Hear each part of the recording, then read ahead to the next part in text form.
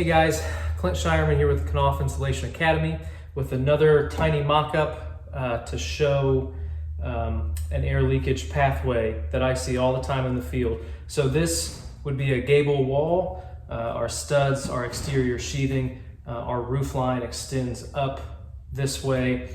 Our ceiling trusses are going to run this way on the wall, ending with this, which is a drywall nailer, so we have a place to actually fasten the ceiling drywall to.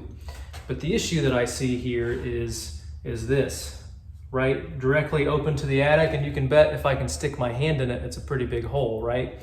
On a 2x4 conventionally framed wall, this is typically around 50 square inches, and on a 2x6, it's almost 80 square inches, just this one cavity.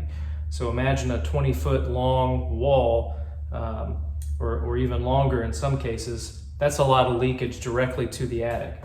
So some easy ways to overcome that is if we could get the framers to put in a block on the inside of the cavity, or we could use something like an insulation board, something like that, facing down on the direction that we would then use some sort of spot sealant on the underside to try to close up this large gap and then actually seal the wall off from the attic to keep the attic separate from the house.